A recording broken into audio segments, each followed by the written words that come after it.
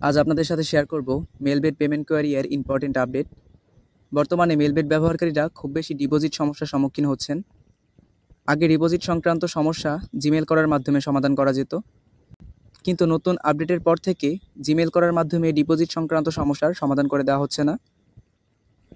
এর পরিবর্তে payment query নামে একটি নতুন অপশন চালু করে দেওয়া হয়েছে। এই পেমেন্ট কোয়ারি অপশন ব্যবহার করেই এখন থেকে ডিপোজিট বা উইথড্র সংক্রান্ত সমস্যার সমাধান করতে হবে। তবে যতটুকু আমি জানতে পেরেছি, টেকনিক্যাল সমস্যার জন্য এখন পর্যন্ত নিজে থেকে পেমেন্ট কোয়েরি করার অপশন ক্রিয়েট কোয়েরি শো করছে না। আপাতত শুধুমাত্র কাস্টমার সাপোর্টের মাধ্যমেই পেমেন্ট কোয়েরি অ্যাক্টিভ করা যাচ্ছে। তাই নিজে থেকে পেমেন্ট কোয়েরি করার অপশন চালু হওয়ার আগে পর্যন্ত কাস্টমার সাপোর্টের মাধ্যমে পেমেন্ট কোয়েরি অ্যাক্টিভ করে নেবেন। সতর্ক থাকবেন কোনোভাবেই যেন পেমেন্ট কোয়েরিটি ডিলিট বা ইনঅ্যাক্টিভ না হয়ে যায়। যদি কোনোভাবে পেমেন্ট কোয়েরি ডিলিট বা ইনঅ্যাক্টিভ হয়ে যায়, তাহলে নতুন করে আর পেমেন্ট কোয়েরি করতে পারবেন না, কারণ এখন পর্যন্ত নিজে থেকে পেমেন্ট কোয়েরি করার অপশন চালু করে দেওয়া হয়নি। যাই হোক, মেলবেট পেমেন্ট কোয়েরি এর নতুন কোনো আপডেট আসলে আমি আপনাদের জানিয়ে দেব।